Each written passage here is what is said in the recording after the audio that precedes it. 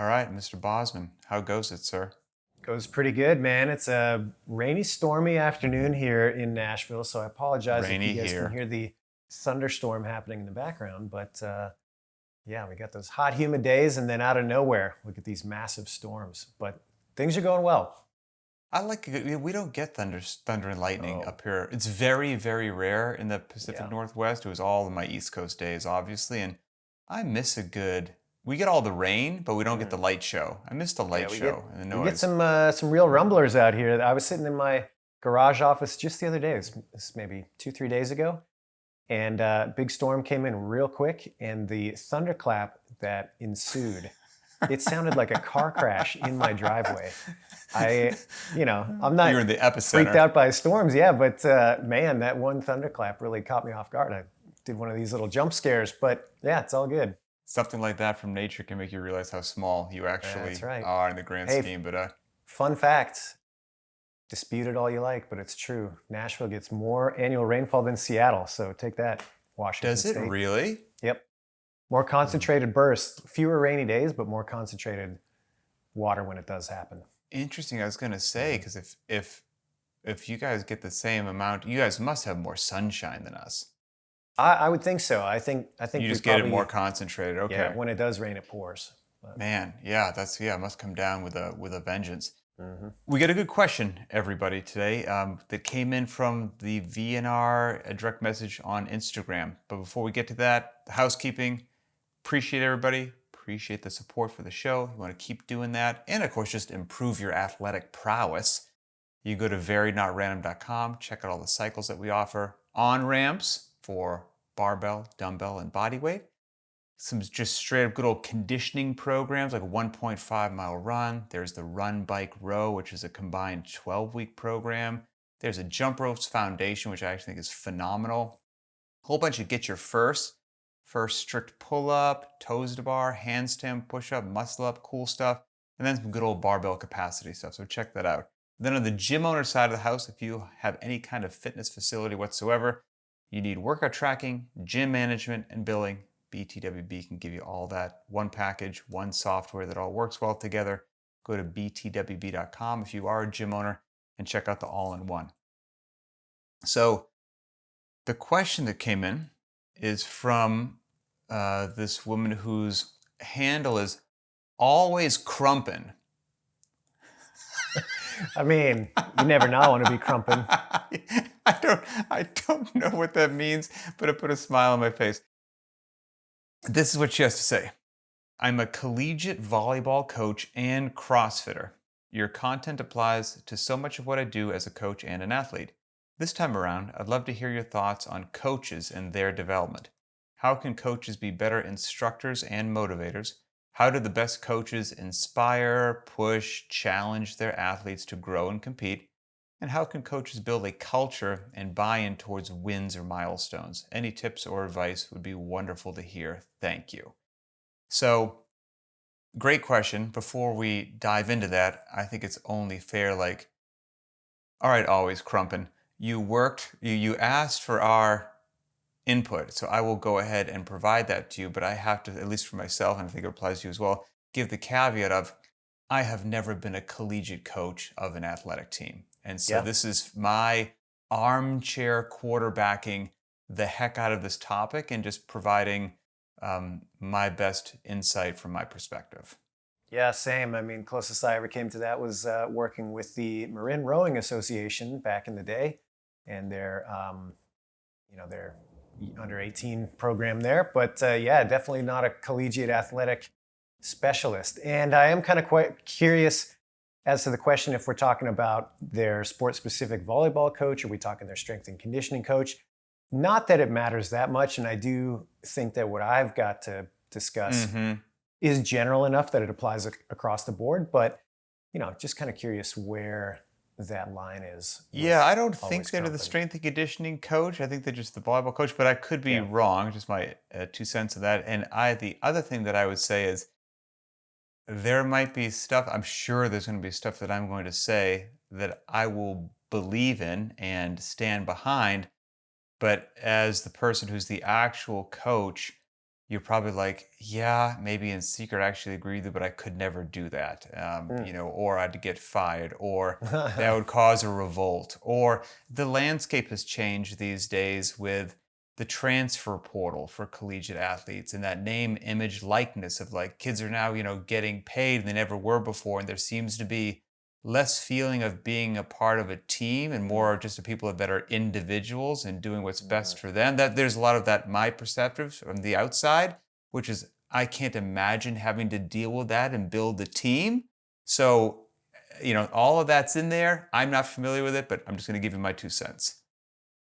Yeah, fair enough. That's a very tangled web right there. Oh, dude. So let me start simply then and say I think the entire conversation needs to be couched basically around developing trust and rapport.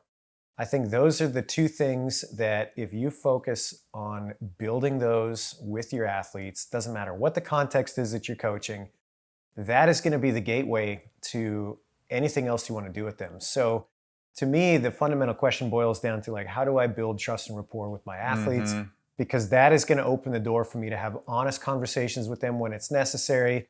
They're going to, in turn, know that when I give them something that hopefully I mean it and that it's going to be with their best interest in mind. If they have that ability to see that I have their best interest at heart, it's going to be that much easier for them to be able to take my advice when it's necessary or take the direction in the moment.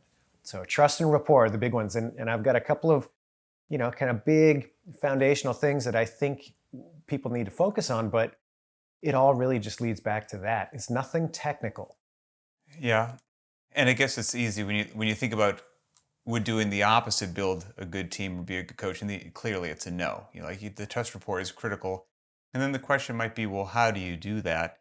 Mhm. And there's probably a whole bunch of ways to do that, but from the start, your athletes, your kids, I won't say kids, which would probably be offensive. Your athletes, whatever, they can't be guessing where you stand on stuff, be it issues big or small, and you can't be wishy washy. And so right from the get go, I would say, as a coach, which is also, by the way, a leader, you've got to clearly define um, some tangible and intangible things. The tangible things are, as mundane as it sounds, number of practices per week, scheduling, what's communication protocol if you have a problem, if a parent has a problem, when do you need uniforms, if you miss a practice, what happens, how many practices can you miss? Like all of that stuff that the athletes and the support structure need to know. From the parental side, I can tell you, it's really frustrating when that's not clearly defined and somebody has an issue and then the assistant coach is on a different sheet of music than the head coach. The athletic director hasn't been read in on anything. And it's just this quagmire of inefficiency. And then the way that you did it was pleasing to one coach and you chapped the ass of the other coach and like that, nothing. So I would say all those boring things, lay them out, right? And so that we can get those off the table. You know where I stand on these. This is the protocol. And then you're going to have to do that same clearly defining things on whatever happens now during practice, during games, during Mhm. training sessions, on all those intangible things that are hard to define, such as what you expect from your players for regards to attitude, with regards to effort, with regards to hustle, with regards to how they interact with each other, with regards to how they interact with the staff, like whatever culture and team and set of rules or culture that you're building there, it can't be wishy-washy. It can't change this week compared to the other because you're going to have a bunch of confused athletes that won't have any idea if you're going to react hot or cold, even though their behavior didn't change from one week to the next. So all those both tangible and intangible things, those need to be clearly defined from the get-go and communicated to your group. Yeah, for sure. I think almost in any environment, people are going to respond much better if they understand the rules of the game, so to speak. And to your point, if those are laid out and they're consistently applied and they're obvious to everybody who's involved, then yeah, that trust and rapport comes way easier because there's never this guessing game of did I do the right thing? Did I not? It's like, well, here it Hmm. is. It's laid out. So yeah, I completely agree. That to me, that just kind of sets the framework for everything else that you're going to do. Nobody likes to feel like they're just being tossed around in a Mm-hmm. sea of undecisiveness. So that kind of brings me to my first big bullet, which is once we get kind of established with these routine things like you're talking about, and we're getting into the nitty gritty of coaching, the coach's job is ultimately to learn what is important for the best performance out of their athletes. That's got to be sport dependent. It also needs to be more broad in terms of like, well, what are my athletes not getting via the practice of their sport, and how can I bolster that in a more holistic way? But then more importantly than that, once you kind of learn some of these things, and that'll be ongoing. I mean, your entire coaching career, you're going to be picking up tips and tricks and efficiencies and new ways of thinking about your sport.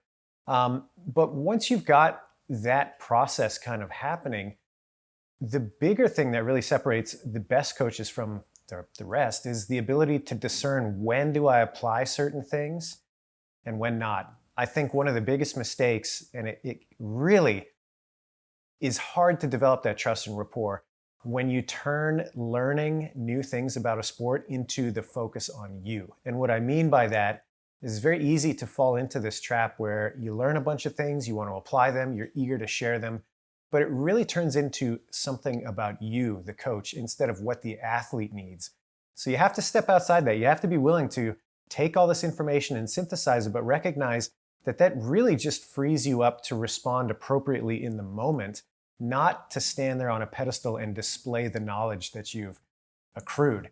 That's all it is. Everything that you learn has a specific application, but you've got to discern when that's appropriate and when it's just you talking because you're interested in it, or you want to get it out there, but it doesn't necessarily affect the moment. So learn what and when.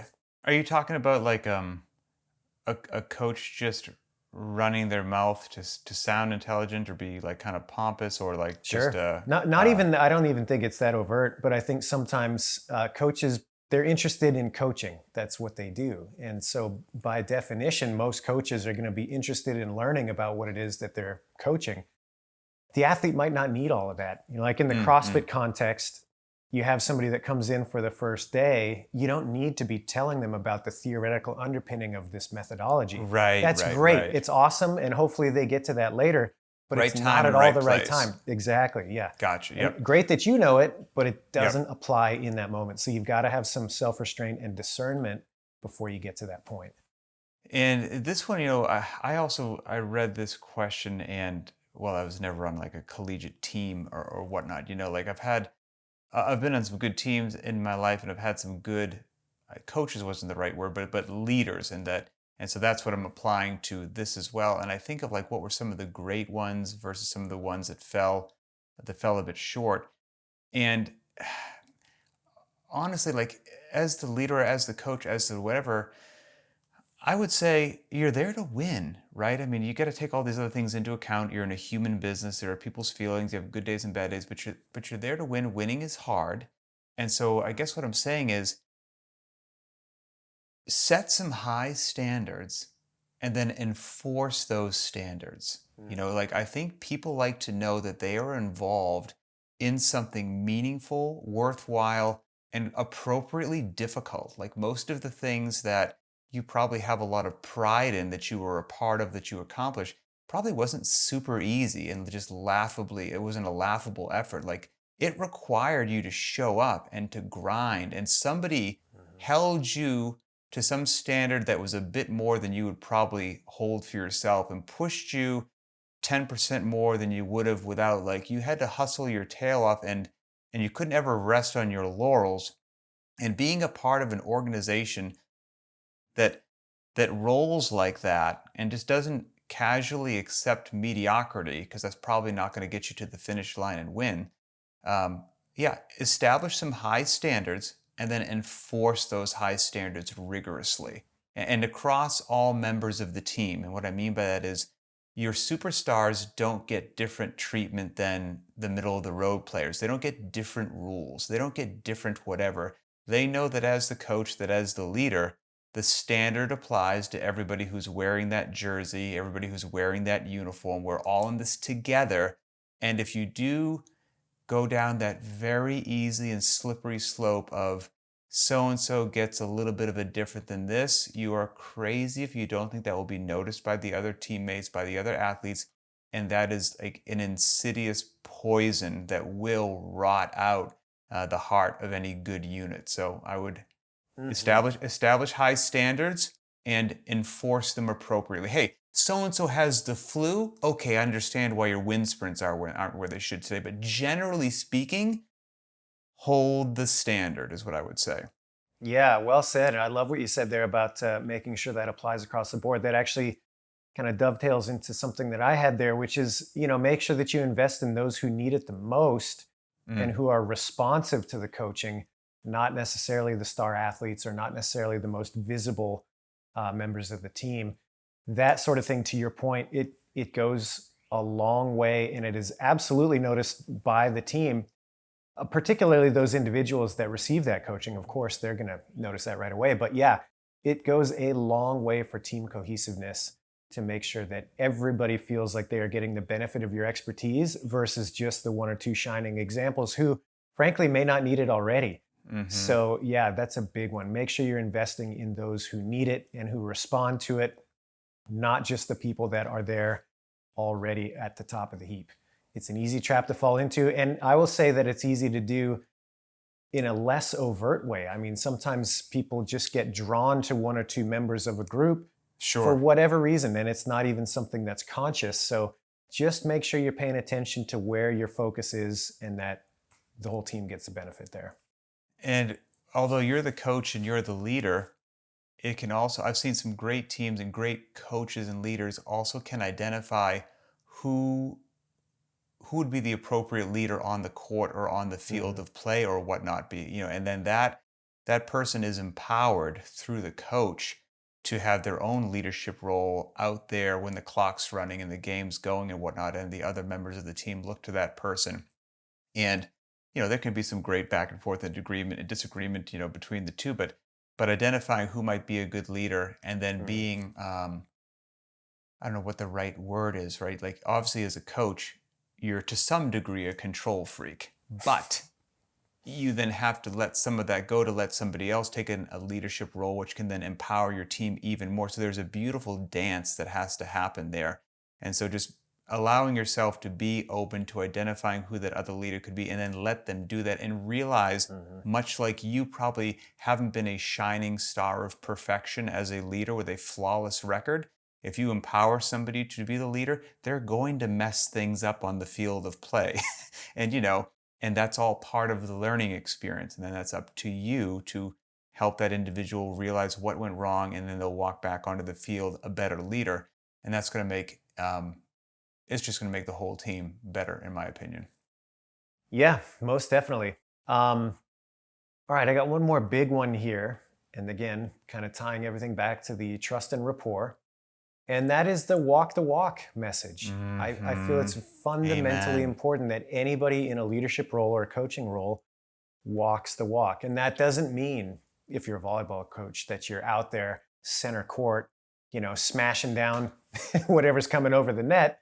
But what it does mean is that you are not asking your athletes to do something that you don't believe in fundamentally. Oh, dude. So, You yes, don't so true. you are not doing things that wouldn't apply if you were in their shoes.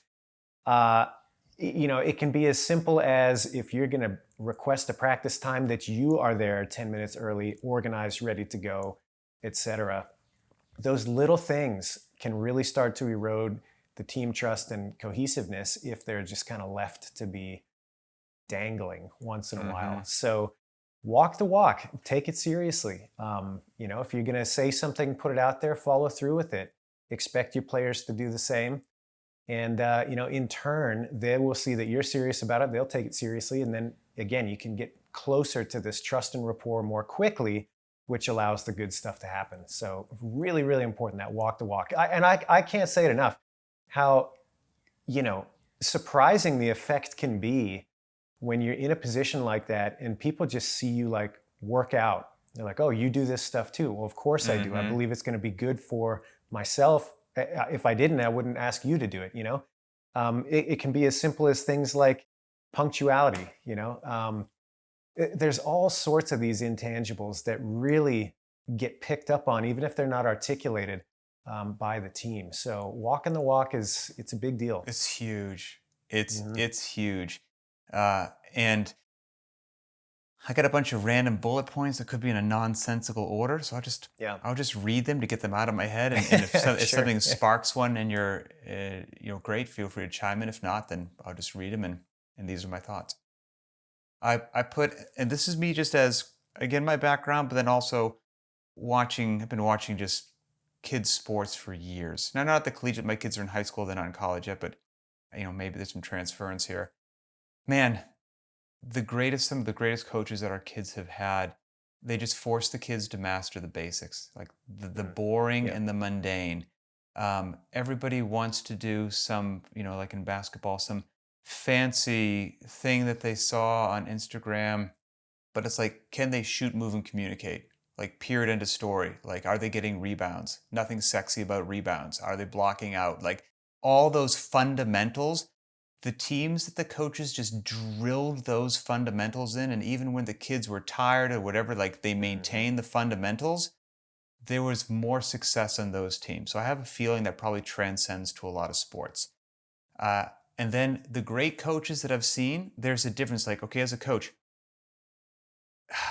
we've been on winning teams with some of our kids that, yes, they won, but they won because there was one or two amazing kids on the team. Those one or two amazing kids carried the team, scored a lot of points, and they won the game.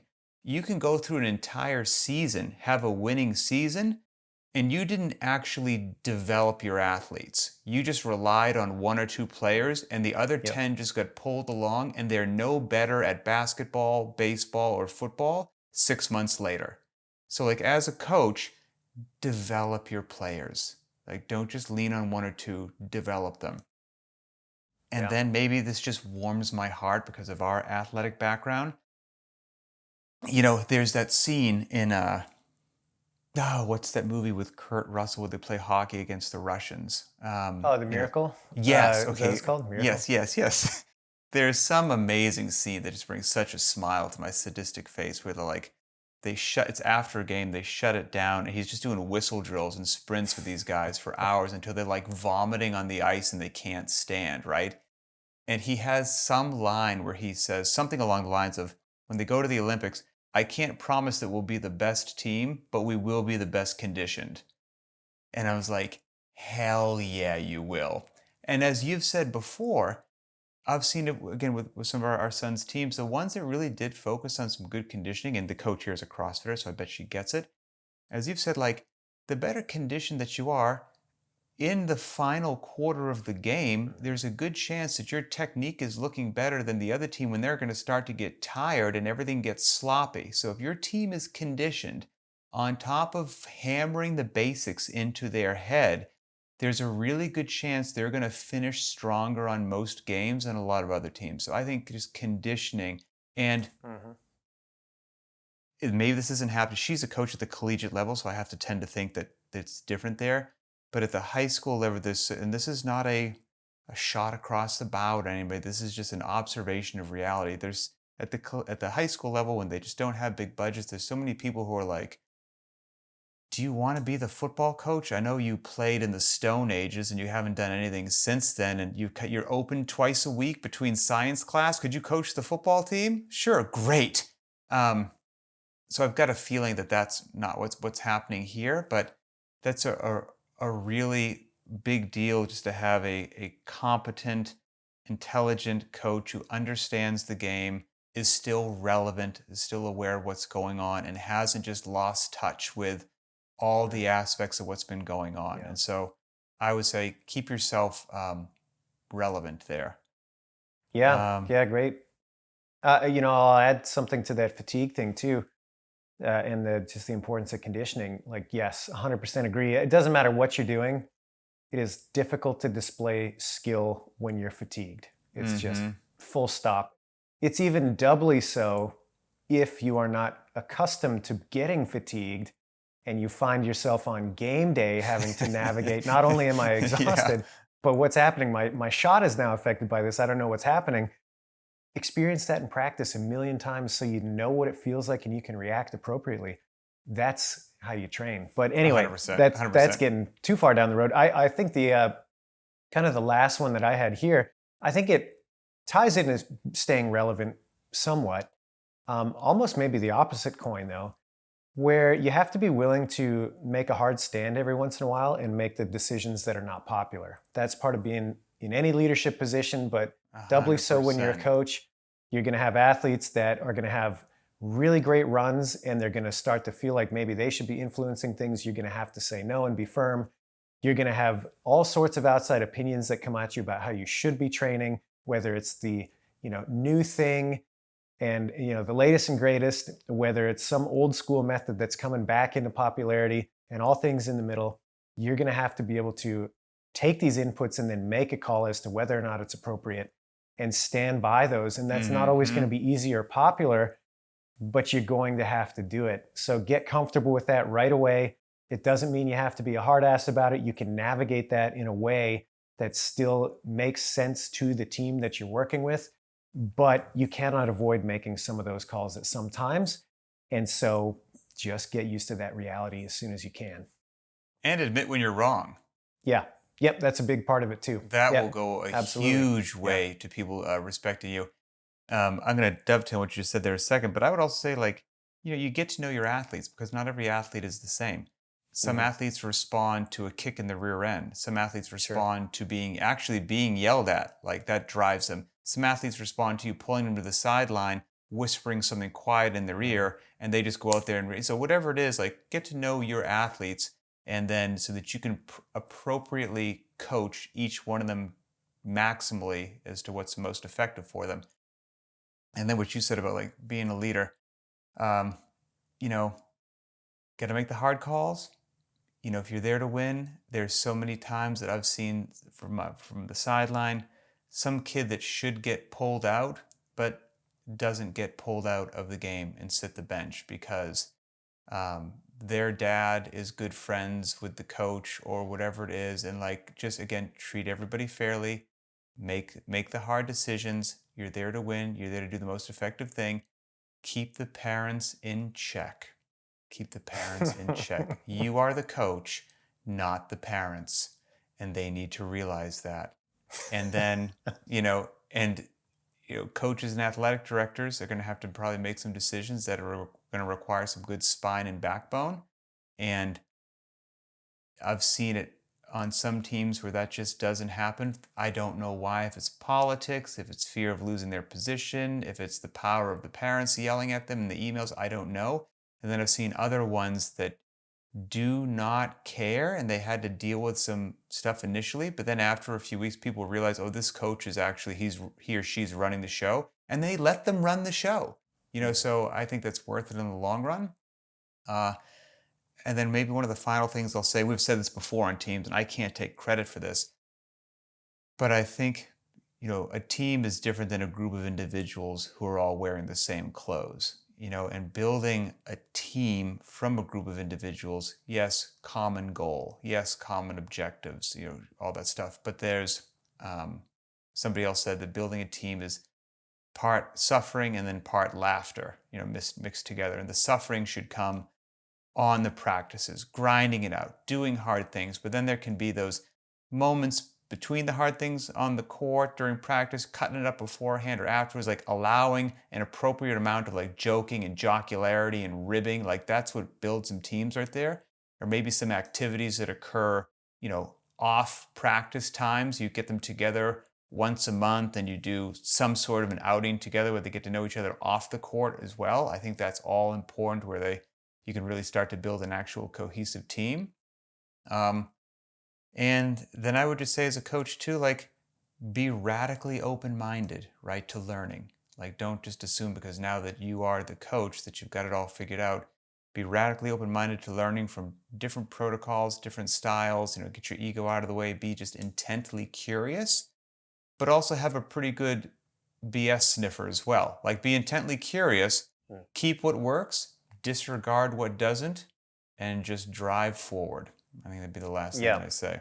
Yeah, no, I agree. I was going to say the caveat to being radically open-minded is you just have to be results focused and go into it 100%. eyes wide open and say, okay, what are we trying to achieve here? And did this method or this new protocol do that or get us closer to that? And if the Hmm. answer is I'm not really sure or no, well, then it's probably not something that you should continue pursuing. So that's the easy way to navigate. I mean, easy and to state at least way to navigate those types of things, but just have that clear focus on outcomes. 100%. That's all I've got for always crumping. Yeah, me too. I mean, that's the big one. Trust and rapport, man. I think that goes a long way. You get that sorted out, you make that the bedrock, and in my opinion, then you can start to, develop a style that suits you. All right. Well, if anybody else has thoughts or ideas out there for how can coaches be better instructors and motivators, what can coaches do to inspire, push, or challenge their athletes to grow, to compete, and how you build the culture of winning that you want, find this episode on the btwb YouTube channel. Post your thoughts and comments there. Do you have an idea or topic for a new show? Post it there as well. We read those. Or you can go to the Very Not Random Instagram account, leave a public comment, or send a direct message if you want to be more anonymous. All those things come our way, and it helps drive the content of the show. So for Adrian Bosman, I'm Pat Sherwood, and we'll see you next time.